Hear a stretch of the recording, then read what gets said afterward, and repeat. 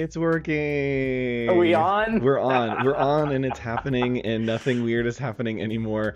Hello, everyone. Welcome to Adobe Office Hours. My name is Andrew Hochradel, and I'm Nick Longo. Welcome to the show, everybody. We see a lot of faces and names from yesterday. Yes, this is awesome. A lot of people from yesterday. Justin Roy is here. We looked at your portfolio. Chloe, first episode for Chloe. Let's get it. I thought you said let's get lit. We can do either of those things here on the show. Pick your poison. We will definitely do either of those. Excellent. Nick, what is this? Why are people here? Why are we here? What's happening? Show we call Office Hours. I don't know, man. We've had a great few days doing a ton of content for Max. We were just kind of like updating ourselves on what we watched and what we caught. And man, yesterday and Wednesday were amazing days with Office Hours, man. We got a really good exposure to some new people. Hopefully you guys enjoyed it. We heard from all of you. How cool were some of the updates that people did on taking notes and putting some graphics together? You guys really came through with that for Max. We saw a bunch of stuff on social media, on Behance. People were tagging us, making little recaps. So much fun to see all of that in there. And if you are here for the first time and you are in from Max, do a little raised hand emoji in chat. Let us know that you are here from Max. We had a ton of you, and hopefully if this is your first time, hi, welcome to the party. This is the place to be. Yeah. If you want to catch up, you can actually go to a couple places. So I'm going to run you guys through the usual intro to this and let you know where you can go. So the first place that you can go is you can head on over to right here, this link down below me, bit.ly/Adobe Office Hours. And that is going to take you to this screen over here, not the other screen that I pushed, just this one. Oh my gosh, look at all the hands coming in. Look at this. You guys are crazy good. That's awesome. Yes, my favorite thing is that Kevin did the peace sign and said that it's a second. Chloe, Brittany, this is great. Deborah. Oh my God, look at all these new people. Newbies. Welcome, freshmen. Wow. Yeah. Welcome to the party. This is Office Hours. This is orientation. It's not a good. I'm just kidding. Exactly. So this is the screen that it brings you to, and in here you can catch up with all the presentations that you have. You can go week by week and check out the presentations. You can catch up. You can read some stuff and see all of the notes that we've given you. If you've missed somebody, you don't have to copy off of one of your classmates. You can copy off of us. Why not? And what I want you to do as well is scroll down on this page, like scroll down right here. And actually here, I'll just show you where it is. Go for it. Behance, not Beijing, behance.net/live. That is where we are. So here on Behance, this is us. Hello, it's us. Wow, we look great. That's the real takeaway from this. If you scroll down on this page, you can actually see some old episodes of Office Hours, and keep scrolling. You can find some other great content that's happening. Just scroll down the page. You can find some good stuff. You also can look on YouTube and find the playlist for Adobe Office Hours. And again, all the presentations and homework are happening right down there. Yeah, so you got a lot to catch up on, guys. All these new folks, we're so glad to have you here. Take a look at everything we have on the Creative Cloud YouTube. Good stuff. Such good stuff. And Nick, where can people find, if they want to get further involved in our community, let's say outside of the time when class is happening? I would say Discord would probably be your best bet. That's right. All kinds of updates. And if we have slides, they're usually on there. We do some free giveaways every once in a while. You can scroll back and find some of those as well. But also, too, get to know each other. This is the reason we put this show together. Yes. We've seen friendships and people kind of meet and throughout all this stuff, and it's just fantastic to do. It's why we're here. Absolutely. So that is the Creative Career Discord. You can hop in there and you can see that a lot of people are excited. Chloe's very excited for what's happening today. Thank you, Chloe. And you can find some great resources in here. You can put your homework in here if you're working on anything from the past episodes. Yep. Or you can just chat and say hi to us, say hi to the people that are taking the fall semester with you. A really great resource for you to get connected. So I Excellent. think that is all the announcements that I Did have. we Because cover just about everything? I think so. We don't have to talk about Max anymore, so that's great. I know. My Um, God, it's done. yeah, the only other thing that, oh gosh, the freaking bananas back in chat from yesterday. I forgot about that. The only other thing that we can plug is next Monday, we are starting a new set of daily creative challenges for Adobe Illustrator. I'll be your host. We are doing Halloween the first week, and we are doing Fall Festival the second week. So tune in for those 11:30 Pacific time. We'll be learning all of the new things that are happening in Illustrator. And speaking of new things, what are we talking about today, Nick? Woo, we got a bunch of stuff. I don't know how we're going to squeeze it into this 1 hour. I really don't either. I'm a little scared, to be honest with you. Yeah. We're going to split this up in two. We are going to do workflows and time savers. That was what was originally put on the schedule for today's class. But we had such an overwhelming amount of questions to come through on Max. We have compiled our favorite list of them, and we're going to go through them as fast as we can as well at the end. Yes, so we're going to show you all some ways to speed up your workflow. Today's episode is titled The Terrors of the Time You're Wasting, because we're getting close to Halloween. So we're going to show you some ways to speed up your workflow, and then depending on time, we have literally, I think, 25 questions from this week, from all of the sessions from Max, from all over the place, and we are just going to absolutely blaze through those questions, try to get as much as we can to you so that you all can get connected and you can know all the answers to the questions that you had. So Nick, let's just go ahead and hop right in because we don't have a ton of time. So let's get started. Yes, do it. All right. Speaking of time savers, let's talk about time savers. Do it. See how fast we can do these. The first time saver that you've got for us. This one was a big one I did about 6 months ago when I got a few new computers. I was thinking, my gosh, it's finally time to do this. Create and customize your own workspaces, particularly in whatever application you are using the most. For me, that's Illustrator. And I went online. I found this was one for Photoshop. It kind of works all in the same way. I put a link here to some of the great stuff I found on Creative Cloud YouTube library. You can find just about everything in there by searching in that actual channel, anything you need. But the beauty of this is you fit all of your personal needs for what you do as a designer in your workspace. Every toolbar, every filter, everything you want in the control panel, you do it and save it as one of your own workspaces. And if you're not doing this, I got to tell you, this is one of the best things. And I've made one specifically for my laptop. So that kind of, it doesn't have that issue when you go from one file on your iMac to a smaller screen. The configuration of your workspace is all messed up. You just go to Workspace, hit your custom one for that, and you're back to normal. So this is great, saves you a ton of time. Definitely go for it. Yes, and the other thing about customizing your workspace and really the way that you work, and this is not shameless plug, this is actually something that I love using. So this mouse, and I think Nick, you have a similar mouse, right?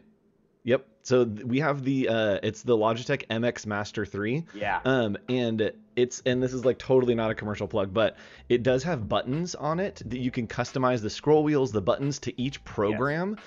And I have it all set for all of my like type settings. So I can use the side scroll wheel to adjust the leading. I use the scroll wheel to adjust the tracking. I can increase the font size by clicking the scroll wheel. And so you can assign all of that to different pieces on the mouse. And that has changed my workflow so much. We're mouse twinning. Oh, mouse twinning. We have yet to dress exactly the same. It's going to happen eventually because I know that we have some of the same stuff. So we'll wait.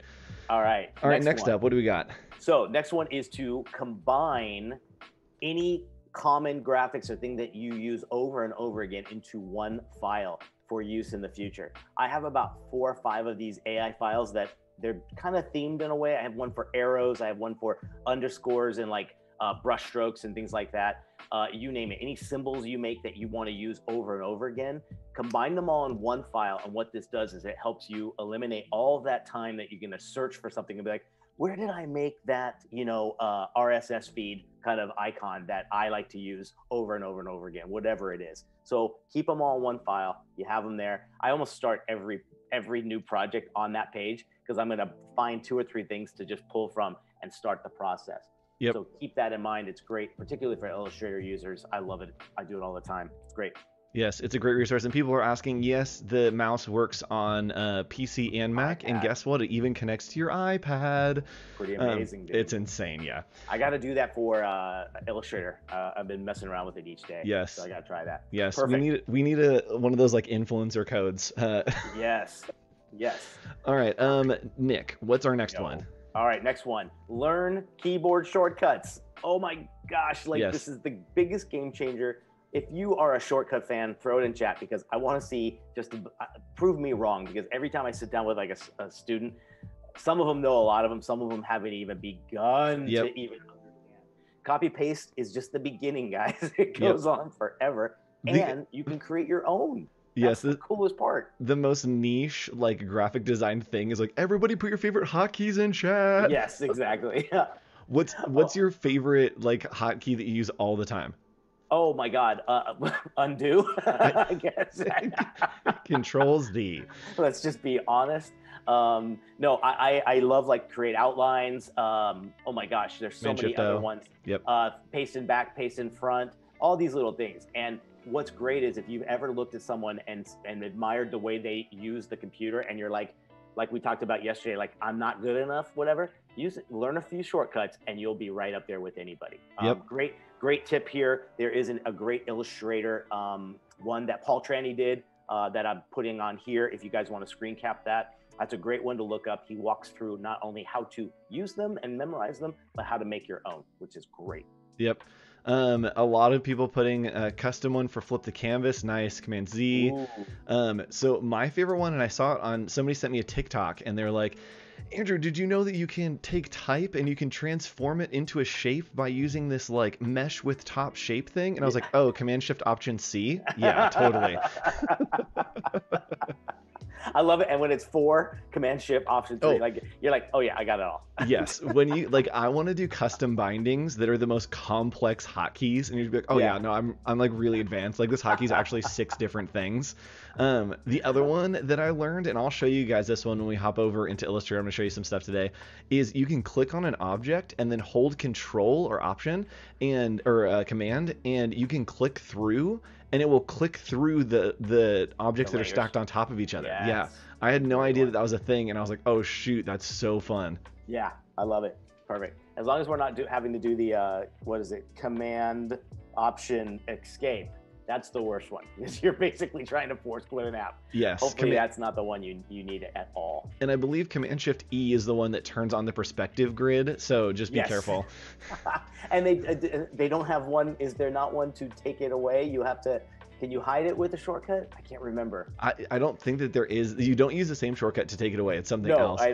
And yes, Steve, I agree. How are 42 people chatting this much? I don't know. I feel like there has to be more than 40 people in here. Like, that's really low for one of these shows, but it is Max Week, and y'all are going way too crazy in chat, but I love it. This is what the show is. It's a community. All right, let's hit to this next one. So just like making a common one for all of your elements and stuff, create reusable files that are basically templates that you commonly make.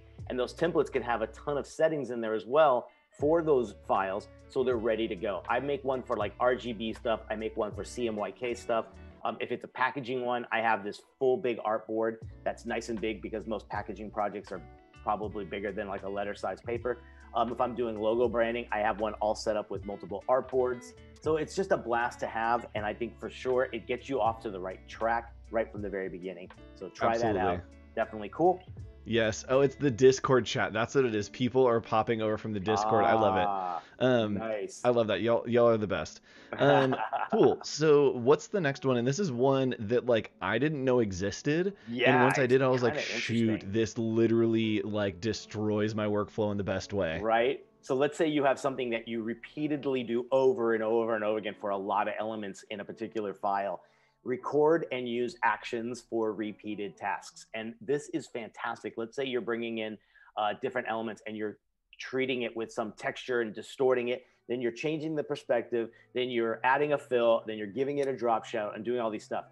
What you do is you go to actions. You actually hit record first. You do all the steps that you need to do, that you're going to do for everything down that line. Then you hit play or actually save. And now this becomes literally a recorded action that will work on anything you click on for the next one. Yep. And you'll just watch it go, and you're like, there is maybe 5 minutes just saved every time I do it. Yep, I definitely don't see enough of like digital assets, like where like people make fonts and like texture packs or whatever. I don't see enough actions because they're so powerful. If Yes. you can make a good action, like you could sell that for sure on any site. I've bought them for Yep. sure. I Oh, know yeah. they're great shortcuts. If someone's already figured it out, awesome. But for sure, on those tedious things that you have to do over and over again, make sure you're trying this out. Great topics and videos all over Creative Cloud on that as well. Yep, absolutely. And someone just asked, is there a way that I can download this presentation to have the notes? Well, lucky you. Right down here, bit.ly/Adobe Office Hours. At the end of the episode, I will be uploading everything that you need. Actually, I'm going to keep talking right now, and I'm literally going to drop it in that link as we talk. So if you are watching right now, I need you to go to that link and watch what happens. It's going to be magic. It's gonna be me. Okay, cool. So now that folder is now uploaded into the 1023, which is where we are now. So you can go there, you can go ahead and get that, download it, and be good to go. If you want to follow along, you could do that right now too. Sure, why not? So continuing on, Nick, I believe that was your last point, correct? That was the last one. Cool. Let's do it. So then let's keep going, and I have a couple things that I want to show you. I'm actually going to hop over onto my screen, which will be very fun. And the first is to use libraries to collaborate with your clients. So there's a lot of times that you're throwing things back and forth. And again, I use Creative Cloud libraries. That's what basically you guys are getting all these files from. It's just a Creative Cloud that I put all the files in. But let's hop over into Illustrator, and I want to show you a little bit of what libraries are. So over here, I've created a library. You can name these libraries, you can put whatever you want on them, and from here, check this out. If I want all the colors, I can come in here. Now I have every single Pantone color that is designated for this brand, and I can share this entire Creative Cloud library with the client by just clicking on this little collaborate button right there. So it'll pull it up and it'll go to collaborate. We can send them an email, and then they can 100% just start using it. So that's excellent. It's cool too because you can incorporate character styles. So it's not just colors and assets. You can do character styles. You can do all different logos. You can do different variations. All kinds of great assets can go in here. Badges. I've done icons in here as well. And the great thing is it's searchable. So if I'm like, oh man, I need a red asset, I can just click red and it's going to pull up all of the options that are red for me. So that's great. This is like insanely powerful. And if you can use Creative Cloud libraries, it's great to share with the clients because then they feel like they're a part of the process. Oh yeah, and don't forget just the way it allows you to linkage between different applications as well. When you do anything in libraries, it will now show up in libraries on that other app. And I use it primarily between Illustrator and Dimension all the time. And anytime you need to change something, you do it in the actual asset, go back to the other application you're using it, and it's completely populated. Yep, and anytime that you use that asset, if I change it, it will update across the board anywhere, literally anywhere that's been used. So if you spell something wrong, boom, you can go back, change that, and it will fix it across hundreds and hundreds of documents if you want, which is great. Magic. Lifesaver. It is right so there. Good. Can you show the select through stack shortcut? Yes, I will in just a second. Actually, I'll do it right now. So the next thing is to use Adobe color integrations to check for accessibility and find new color palettes. This is a new feature that was just added to Illustrator, I believe, literally at Max. The edit colors option. So let's go ahead and take a look at that. So good. And first, actually, I'm going to show Giratima for you. We're just going to make a stack of a bunch of objects here. So I'll make these different colors for you. And there we go. So what we're going to do is I'll literally click on this top one, and you'll see that it is selected. Now I can hold shift and click, and now you can see it has that little like arrow next to it. If I keep clicking, it'll keep clicking back to the shapes as they're stacked. So you're just holding control or command, and it will click through all of those and stack them. Amazing. All right, so what was I going to show you? Oh, the edit colors. So what I'm going to show you with edit colors is, Nick, have you played around with this at all? Yeah, especially the one where you bring in a photo. Yes, yes, we're gonna do that right now. Oh my God, It the best. literally, yes, blew my mind. So here is all the files for my client, and I'll show you how I kind of arrange these very quickly. But first, I want to show you the colors. So we have all the colors, and I'm like, okay, these colors need to have more saturation, right? They need to bump it up a little bit. So I can select them all very quickly, come to Edit, Edit Colors, and Recolor Artwork. So we can recolor artwork, we'll replace all the colors, but we also can do this. We can go to Adjust Color Balance and watch what happens. So I can come in here and check in the RGBs. And so maybe I want things to be more red. I simply drag this, and when we turn on the preview, you'll see that it's making everything just a little bit more red. So we can play around with the different values, and we'll hit OK. And now it has changed all of these as if it was in Photoshop, right? Just augmenting those. So the other thing that we can do, I'll just undo that, and we can select all of this. And what I'm going to do is go to Edit, Edit Colors, and Recolor Artwork one more time. And this is a new panel that pops up. This is something that you can leverage some of the tools that are built into Illustrator Colors. You can click on a library, and you can actually, Nick, do you ever have to like take out your Pantone book and try to like match colors? All the time. Yes. So now you can go to Color Library, you can click on Color Books, and then just click on whatever Pantone book you want, and it will match that color for you. So I love this. In fact, a little pro tip is to make a copy of it too, or work off a secondary. If you need to keep them CMYK on the original, always dupe first. Yep. So we had some issues with one of our colors that it's not matching to a Pantone. So maybe we need to find a little bit different color. Or right now we're using solid uncoated. Maybe we go back into the color books and use solid coated. And there we go. Now we have a red that's closer. And so it's actually adding all of these swatches to my panel as well. So I can pull those BMS colors right out of there. Yes. So we're going to go ahead and reset. And then I'm going to show you this color theme picker. Oh. Nick, it's so good. I don't even know. It just works so brilliantly in one click. It is so good. So I have all these different colors of the logo, and I'm going to click on this color picker, and I bought in this image here that I'm like, ooh, I like the tones and the colors of this image. I can click here, and it's going to pull the color scheme from this image, right? And from there, I can drag how much of each color I want. So maybe I want a little bit more of these browns, right? Maybe I do want less of these kind of beiges because they're kind of boring. So let's bring some more of that green in there. And it's augmenting the color scheme here based on this image. So if you find a photo that's really great or something that represents the brand, you can pull the colors right out of the brand. Yep. Oh, it's so magic. To me, this is so great when someone just says, like, I want it to have a more Southwestern feel. Well, I'm going to find a Southwestern image, right? Yes. Something that has that. Maybe it even comes from a mood board that the client has sent you. Yes. I mean, come on. You're matching it perfectly. Yep. It's so great. It's magic. So then we can reset real quick. And what we can also do here is we can do colors, make sure that we're selecting all of those colors. And then from here, we can start playing around with some of the scientific ones, right? So we're here and we go to scientific. And so the color libraries have suggested colors. So we can go and maybe it's, okay, we want everything to be complementary colors. And that way it's going to be mathematically correct, scientifically correct for maximum contrast, right?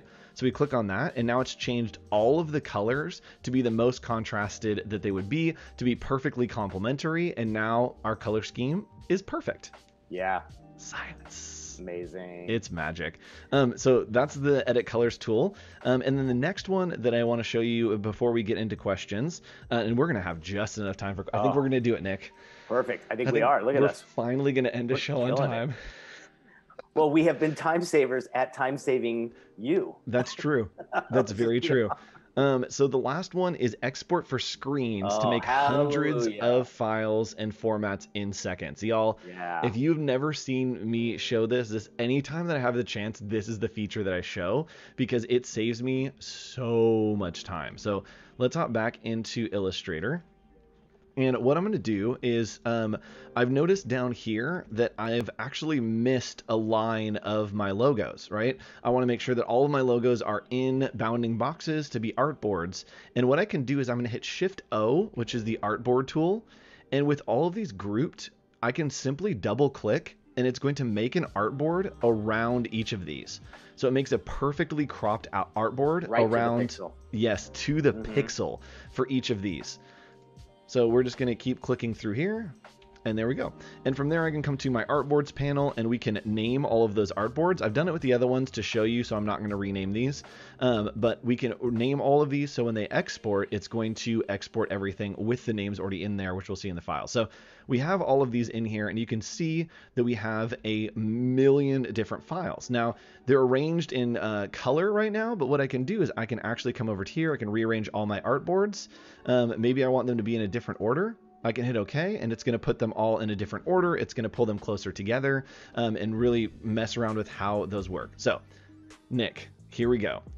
So start the magic. Let's see. We have 72 artboards here. How many files do we want to export? Like 300? Let's do it. Easily. So we go to export and we go to export for screens. So here in our export for screens, you can see that literally I've gone through and named them all. This is probably the longest part of it, is going through naming everything to make sure that it is the name that we want. And then from here, we can include a bleed, we can do full document, and I'm actually just going to make a new folder on my desktop, and that is going to be, let's just do, yeah, testing assets. Yeah. I'm sure Sensei will be able to name our artboards in the next few years. Right.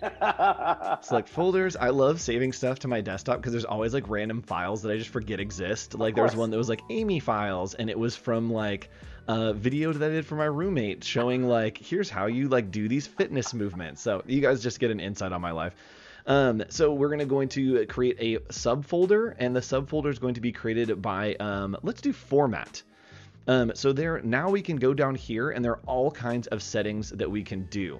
We can click on this little gear, and from here we can look at our PNG. We can set the background to transparent. We can set it to white. We can go through each of these options and set if we want JPEG 100.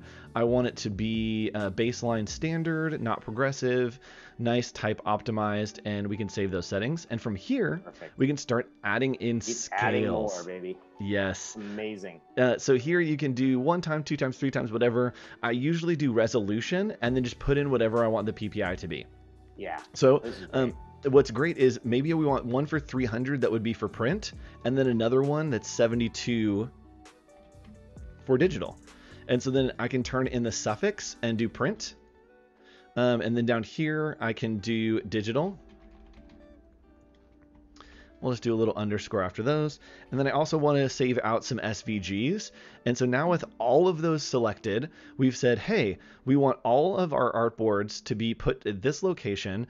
And we want 300 DPI with the print in PNG, 72 with digital PNG. And we want it to make different subfolders based on the format. All right, are you ready? And by the way, this is going to literally destroy my computer. So if the stream gets like a little bit laggy, it's probably going to get weird. Here we go. I'm going to hit export. Do it. And look at this. It is exporting 216 files currently. And Illustrator is going to take a break, and then it's going to push them all out. So right now it's trying to do the SVGs. That's what's taking the time right here. Yeah. The PNGs are pretty easy at the 72, and then the 300 is probably having some issue, and then the SVGs are going to push as well. And so again, Nick, what would you use this for? Logo packages, 100%. To me, this is the greatest thing since sliced bread, because let's say, just like you've done, you have all those configurations and everything, but you do need to show them in a PNG with a transparent white. You do need to have them in RGB, CMYK. That's another thing you can obviously do as well. So when you do this, how much time did you just save by that creating? Yes, there's some setup, but that export button just saved you probably like 3 to 4 hours, maybe even more. Oh yeah, I'm exporting 216 files at different sizes and resolutions. Yes. Like this is the way to do it. And this, even if what's going on over here, we're exporting a whole bunch of things. Even though it's taking a little while because I'm doing the SVGs, and I think that these files are actually scaled huge already, and so the 300 PPI is probably destroying it. Right? I can literally set this going, and like if it's going to take a while, go make coffee, go make a sandwich. I'm not having to sit here and click and export each of these, or I can hop onto another project and start working on that. I should say too, 90% of the time I use it, it's a half a second, because it's mostly PNGs, PSDs, and maybe EPSs or something like that, and it is literally instantaneously. You know? Absolutely. Yep. So now I have testing assets, and you can see here I have all of my PNGs, and through here we have all of our artboards. We have all of those files, at the different sizes, stacked perfectly. And then we also have our SVG files with all of those put in here. It is carried over the names, and made it so that if I go to PNGs, right, we have here badge white print, badge white digital. So it's also added that suffix to it. So super easy. And again, file, export for screens. I should also say too, one of the better reasons is, let's say a client just says, hey, can I get that file in a PDF? I'm like, wait, in the same amount of time, I can give him PNGs, PSDs, and a few other ones, because you know they're going to ask for that down the road. Do it, make that package. And like I think someone questioned about having both raster and vector. That's the beauty of it. You know you're going to need that in the collection of whatever you're saving. Things go to print, things go to screens. This is perfect. Exactly. So use that in your process, especially if you have a bunch of files. You can use that Shift O and double click to just go through and have everything with perfect artboards, pixel perfect, export to PNGs, leave it transparent. It's great for using on social stuff. Yeah, so it's crazy. Nick, can you do the like beauty influencer thing where you like put your hand up to the camera and then bring it back? Your face went out of focus for some reason. There we go. Okay. Here's the latest product, and there he is. He's glowing. I don't know why that works, but you just asked me to do. Okay, so like, so like people, whenever they're showing off like products and stuff, they'll do this. They're like, okay, so here's the thing that I'm showing off, and then they'll come back and it just focuses on the thing and then their face. Now I know. It made me look so much better. Thank you. That's it. I'm here for that. All right. So now we're about to move in for the next 25 minutes into the Max recap. We had so many questions from last week, and we want to answer as many as we possibly can. And yes, Cody, Nick Longo, beauty influencer. It's happening. It's wow. The reality is here, Nick. You're an icon in the beauty community. Can I get some more makeup, please? I like to imagine there's just a crew standing over on the side of both of us. Of course. All right, cool. So let's hop in. We have about 25 questions for you, for us to answer. So if you have more questions, go ahead and just drop them in chat as we go. There's only like 50 of us here, so we're hanging out today. We are chilling. If you're watching this after the fact, we are going to be answering a bunch of questions. So if you are catching up, thanks for joining us. Leave a comment down below and smash that sub button. I don't know. That's what the kids say. All right. Let's go ahead and answer some of these questions. First up, we have a question that is this. I'm pretty shy and have a lot of trouble sharing my work other than on my website. Any tips? Just hit send, hit publish, hit whatever it takes. One of my favorite lines was someone said, if you aren't a little nervous when you hit send, print, publish, post, you're doing it wrong. Everyone should have that feeling. I can tell you, once you do get some great feedback from it, you're a pro automatically. So just try it. You have nothing to lose. And we said yesterday, your little individual signature of who you are is what makes you different. You're not trying to be the same as everybody else. Does CC Libraries have a limit? No, you can do whatever you want in there. So I agree with this. Even though you're shy, I know it is hard. Maybe go under a pseudonym. I definitely have designer friends that like hide behind a pseudonym name and just let their work speak for itself. They don't have to be a face. You don't have to be like outgoing and out there. You can, if your work is good enough, you can live behind your work 100%, and it's very, very easy to do that. Just keep posting, keep pushing it out there, and if you're confident in it, just be confident in it. It's tough to do, but once you own it, you can really push through. Another thing too, record yourself on video. See get used to it, get comfortable with it. I think that's the scariest thing that a lot of people have to do with. And we once did an episode where we brought in a really great social media influencer, and that was her tip. She's like, record yourself, look at it. You'll feel 10 times more comfortable posting it. If it's video. Nick, somebody asked, were there any sessions during Max that you got a kick out of or things that you loved? Oh, I loved, there's a dude named Oliver Jeffers. He had a great one. He had like his 10 lessons on, he's a painter, but my gosh, everything he said was just perfectly zeroed into just creatives in general. I loved Aaron's thing. The number one thing you have to watch is Dan Stiles' thing on misinformation and meme something. What did he call it? Meme. Oh, it's just fantastic. And then we interviewed him on the podcast page on Adobe Max Engage. We have an interview with him as well. Totally enlightening stuff. You'll look at memes and things on social media in a totally different way. It was really great. Rad. So good. For me, I pretty much only had time to watch the keynote. Yeah. I know it's like literally where it's like, it was free online, you should have done more things. And I probably should have, but it wasn't, it just didn't allow me this week. Yeah. So I'll go and catch up on some of the stuff. But I loved watching the keynote. It was super well done. It just felt right. Yes. So I Well, love I'm that. glad someone mentioned Brian Collins talking about the rebrand of Twitch. I heard great stuff about that one. I did too. Oh my gosh, yeah. Paula Shears, I want to watch as well. Some good ones. I loved what's his name, Nick Offerman, the guy from.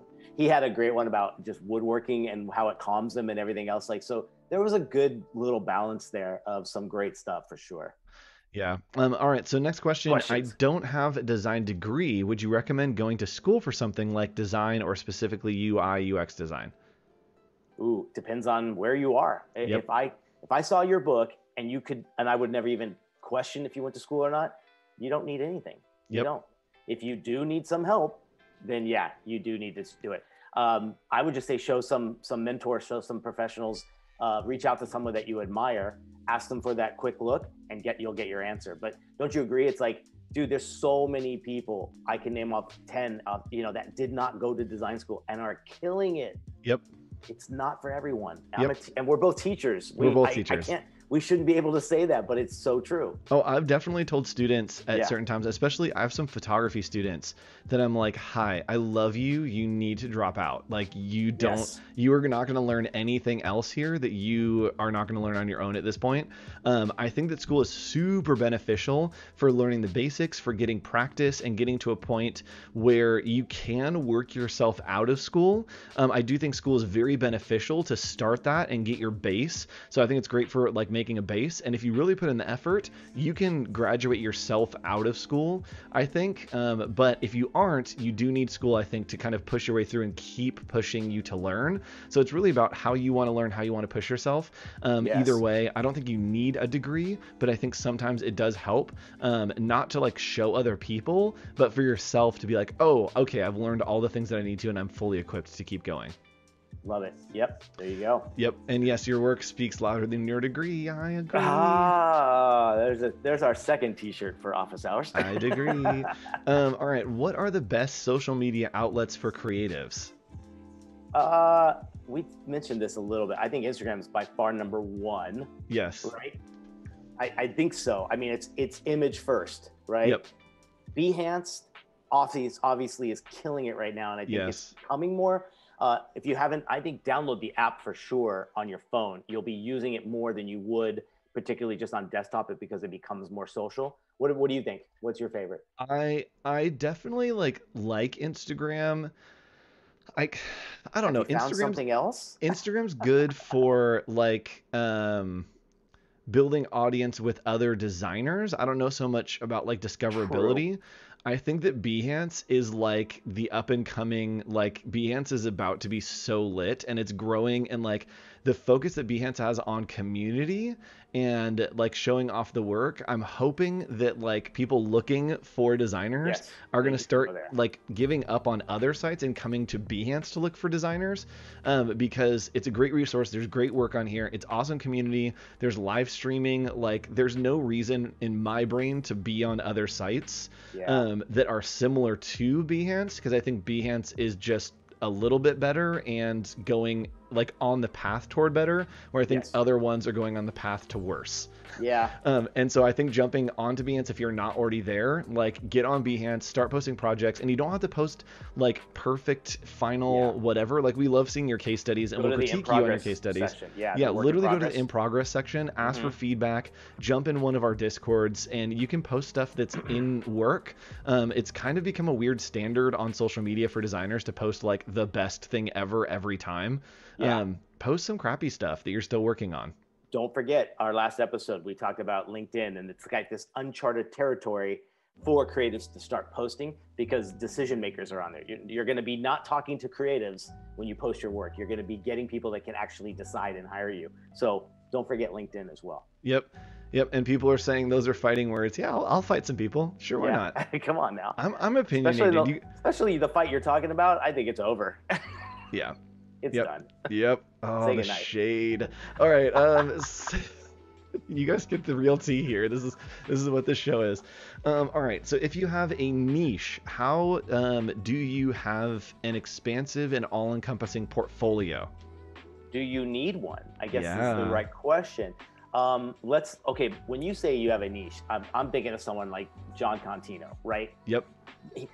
I can't think of someone that has a more niche and a more successful niche, right?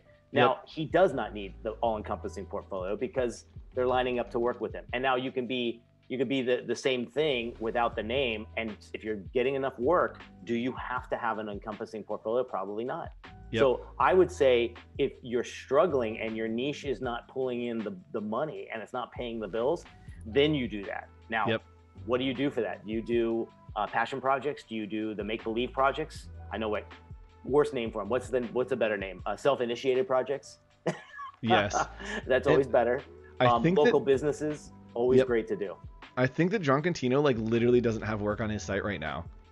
That's Oh, I so thought crazy. But doesn't he have it on Contino Studio? No, Like that? that's down too being worked on. That's crazy Oh, that it's just like, yeah, doesn't I'm need John it. Contino. Like, Doesn't you need just it. know. Sorry, I'm just too busy making the Hulu Ween logo right now on Right? Hulu. Yeah, so see? So yeah, that's something that if you have a niche, if you can really own that niche, you don't need to be a generalist. And if you want to go back and find our episode of specialist versus generalist, and we talked about either side of that. I'm much more of a specialist. Nick is a little bit more generalist, but we both have overlap. And so if you can overlap, that's great. If you want to go one way, that's great as well. There's no wrong way, just different ways. Yes. Perfect. All right, continuing on in our lightning round, would it be okay to, let me switch back so you guys can see that. There we go. Would it be okay to include some short writing pieces in your portfolio among your other art pieces? Right? What do you This think? is an interesting question. Um, I don't know. So to me, my take on this is if you're not trying to get hired for writing pieces like poetry or short stories, I wouldn't put that in there. I think that there is a concept that they both go together in the arts. I do like to see that it is a little bit of how you think creatively, but I don't know if it has a place next to if you're doing a kind of portfolio. I think if you're talking about copywriting, that's one thing. The copywriting is in the marketing world, it's in the creative world. For creative writing or short writing pieces, I don't know if that fits in there. What's your take, Nick? Well, who says you just have one portfolio? So you have your one portfolio that is everything.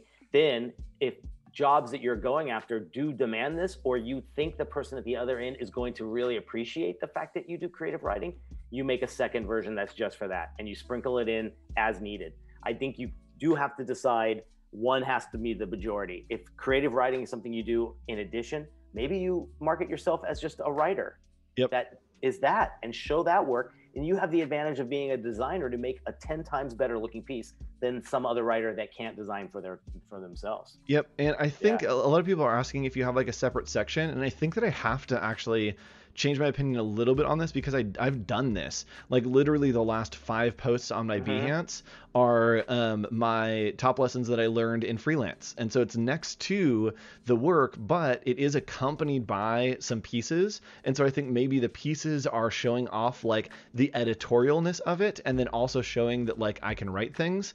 So I think that it depends what you want to go to because I think that that does fit where my like work is it's kind of in that advice. Like you guys see me a lot on this show, it's in advice, it's in kind of giving my thoughts as well as my work. So I think it makes sense in that. So if you're moving maybe into somewhere that needs to show that you can write, I would put that in there. Otherwise, I don't think that it's necessary. Gotcha. Yeah, I was funny. I was saying that and I was like, I feel like I literally just did this. And I was like, yep, I think my Behance actually has a lot of writing on it. Which I don't see a lot of on Behance. It would be cool to see some more like writing of process and even things that it's like, oh, I experimented with this and just break down like how you did it. I always think that that stuff is interesting. Yeah. All right, cool. So continuing on, let's see what we have. 10 minutes. Cool. The infamous question. How many pieces should you have in your portfolio, Nick? Here's the thing. At this point, every time this question gets asked, I feel like you guys will be required to send Nick and I $1. Like, I Yeah, feel please. like We have a at dollar. this We're gonna have a point, money jar. yes, every time there's a money jar, and y'all are going to need to start throwing some money into the money jar, because how many pieces should you have in a portfolio? Number one question that's been asked on this show. Nick, what's our answer for this? It's however many good ones you have. Yes. I guess, right? How else do you describe it? It's like, guys, you can get in the door and make an impression with 3 amazing case studies. I'm not saying that's all you need, but it has been done, right? Yep. So if each case study is 5 to 6 pages of beautiful work and concepts and process and objectives and everything worth preaching to you guys, it's all you need. Yes. And they might not even want to see more, because you prove your point. But if you drop in 2 other ones that are weak, that's what you'll be remembered for. So yep. In that case, 3 is better than 5. Yep. And I've definitely had students graduate and get jobs on one project. Yeah. That it's just like, cool, here's the one project that was amazing. They just got hired for that. So it doesn't matter, honestly. I think it can be too long, but that's not because it's too many pieces. It's because it's not engaging through those pieces. You could have a portfolio of 100 pieces, and as long as they're engaging and awesome, I'm probably going to look through all of them. But the second I get uninterested and I'm like, okay, this work is starting to like get worse, I'm just going to be like, all right, it's too much now. So, I mean, if you can sustain it and you can flex on scale to have a portfolio of 100 pieces, freaking kill it. Like, they might not look at it all, but they'll realize, oh shoot, there's 100 pages of awesome stuff here. I love Justin says, also less to talk about. Yep. Don't be afraid to talk about your work. I think obviously you should be the main driver of that, but I totally get what you're saying. It lets you to be a little bit more focused for sure. Yep. Yeah, and Mary's saying people also have a short attention span, so you need to keep that in mind as well. I think that we can extend those attention spans. If we can capture their attention and hold it with great projects, you can really push how long that they look at your portfolio. I mean, it's something that if they're continually engaged, you'll sit there and watch a 3-hour movie because it's constantly engaging. If you have projects that are like that, I'll sit there and look at them for like a half hour. Like, I'll read it like a book. So this is the answer to the question. Literally whatever you want. I would say if you were a student coming out, I would say shoot for at least 5. If you're like, I don't know if I have any like really great stuff, shoot for 5 that are okay or good enough. If you have some really great ones, I could push that down to 2 or 3. If you have 2 or 3 really great ones, great. But you probably want to sit in that zone of like maybe 5 to 8 okay ones if you're just getting started. And that's just a goal to get to. That's not like, this is what the suggested world says. That's just like, try to get at least 5 projects done, and then you'll get better about that. Yeah. And obviously make sure if it's down to that 2 or 3, that they're not based off of the exact same maybe model or structure or architecture. You've got to get them to be a little bit different. I think that's another key thing to mention on a lot of those. When you're down to like 2 or 3, make sure that there's a good variety in those as well. Yep. And a lot of people are saying that companies have adopted the idea of on-site test projects. I hate those. Oh my gosh, I hate those. I understand why certain companies are doing it. They might be the ones that when they put an application out or a request out there, they're getting hundreds, if not thousands, and they do need something to help kind of narrow the funnel a little bit. Just ask around. If you do get asked that, reach out to someone that maybe has already a few years ahead of you who's done one, to see how it went. I think I've told a few students to do that, and they've reached out and they felt a little less intimidated going into it when they talked to somebody who had already done it. Yep. I would like power move that so hard and ask them if they had a budget for it, and like basically charge them for that test project. Cause I'm like, I'm doing work for you. You're having me do work. Sure, it's a test to see if I get hired, but you need to pay me for the time that I'm doing. And I think that a good employer that you want to work with should respect that. If they don't, I think that it's a problem. That's like, oh, you don't value the work that your employees do. And so me wanting to be an employee there might not be a fit. Yeah. Yep. I know that is a tough one, because on so many sides, I would just say, if you need this job and you think it's the perfect fit for you, just do it. Right. Yep. But I get it. Some are paying now, which is really good to hear as well. Yep. All right. So moving on. Sorry, we got a little bit sidetracked there. I Yeah. agree. What do you know now? Oh, this is such a good question, Nick. Oh, this is such a good Oh question. God, What do you know now that you wish you knew when you were just starting out? man. I know. Okay, here's what I would say, because I think we get this from so many people that have not stepped into the world yet of their job and their career, and they might still be in school.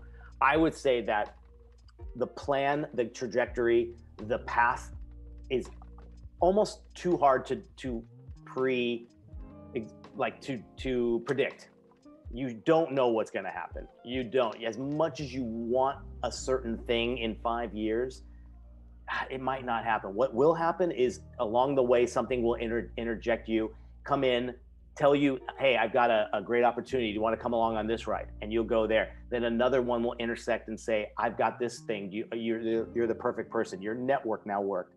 That's the stuff. I think don't try to predict what you're going to have or be in 5 years. Yep. It will happen if you put yourself out there and you work hard. Yep. Elizabeth Mock says, "Is there any way we can do a 2-hour stream, maybe for the final episode of the semester?" Maybe. I mean, definitely not this week because we're 5 We're episodes done. in this week. So yeah, we're good for this week. But we'll see you next week. Yeah.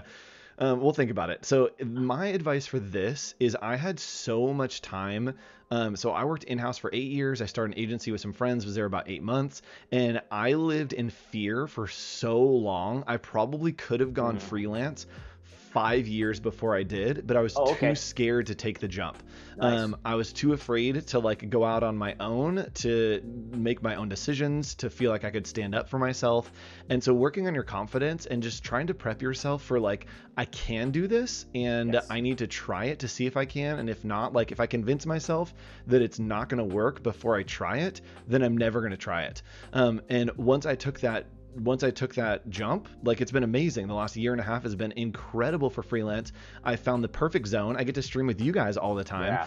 And it's really like you have to be you and make that decision for you and figure out where you want to go and then go for it. Cause I 100% like just sat in fear for the longest time. That's interesting, man. Because I think, however you gain and I think mine's similar in the way that when the confidence of something coming into your life and changing your trajectory, that builds confidence. And what you did was you found these other ways, and confidence solved the problem from the past. Yep. So I know that's such an open-ended kind of advice, but trust me, it will happen. Trust me, it will happen to everybody. Those things happen. Yeah, and Melanie asking about in-house versus freelance. We actually have a full episode on that. So if you go look on YouTube and search for it, there's a full episode. You can find what week it was on the syllabus, and it will show you. We talked a full week about being in-house versus being freelance. Yeah. All right, well, a couple more question. This is a good one. I'm always afraid of someone stealing my work. How do you overcome that fear? I gotta admit, I never ever worry about that. One, I don't think it's good enough to steal. Sometimes I don't. I mean, honestly, why is that such a fear? I mean, maybe you're putting it out there in circles where it can. I don't know. What do you think? I've had people steal concepts and stuff that I'm like, oh, you just straight up took that. But here's the thing: if you're afraid of someone stealing your work, do it better than how they'll steal it. That's like my solution. Is like, cool, steal my work, try to make it as good as what I did. And like that is the most, it's kind of cocky, but it's also confident that I'm like, cool, I'm just gonna do work that's really good, and if you try to steal it, it's just gonna be an imitation of what I tried to do. I think that's a good takeaway, is like, if you're afraid of someone stealing it, make it so good that like you can almost scoff at them stealing it and being like, oh, you tried. That's the only thing, and not in a cocky way, like in a confident way, that like my work's really good and yours tried to be, but it isn't matching up to what you tried to steal.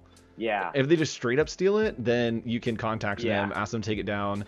But again, like I feel flattered when that happens, that it's like, oh my gosh, I'm enough that somebody like tried to steal my work. I would be honored.